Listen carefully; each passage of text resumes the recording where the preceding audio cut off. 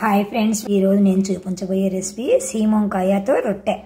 మేమైతే దీన్ని సీమంకాయ అంటాము, మీరు ఏమంటారో నాకు తెలియదు. ఒక్కొక్క ప్రాంతంలో ఒక్కొక్క పేరు పిలుస్తారు కదా. దీన్ని చెక్కు తీసుకోవాలి పీలర్తో.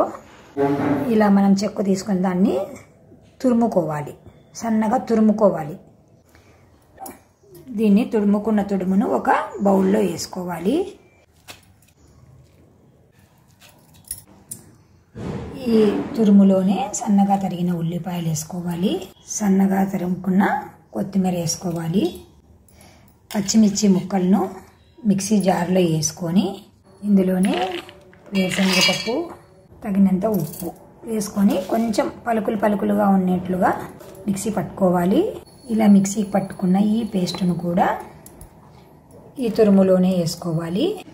కొంచెం పచ్చిశనగపప్పు, కొంచెం జీలకర్ర, కొద్దిగా వాము, నూగులు మనం ఎన్ని కావాలన్నా వేసుకోవచ్చు అండి, మన ఇష్టం. అది వేసుకుంటే చాలా టేస్టీగా ఉంటాయి. విటమిన్స్ కూడా మన బాడీకి అందుతాయి.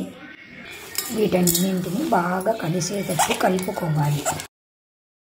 ఈ కాయలో నీరు ఉంటుంది కదా, సీమంకాయలో వేసుకున్నప్పుడు వాటర్ చూసి వేసుకోవాలి. ఇందులోనే ఇప్పుడు బియ్యం పిండి వేస్తున్నాను నేను.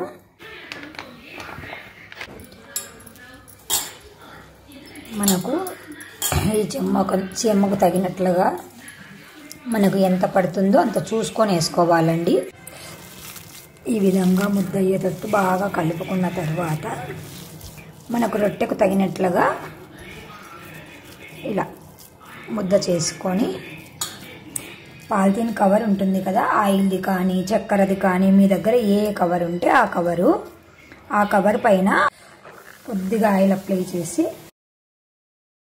ఈ పిండి ముద్దను పెట్టుకొని ఇలా రొట్టెలాగా చేసుకోవాలి.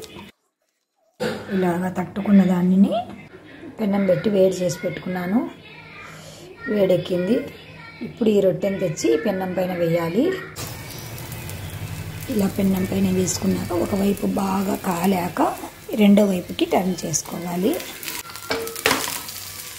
చాలా బాగుంటుందండి, పిల్లలు కూడా చాలా ఇష్టంగా తింటారు.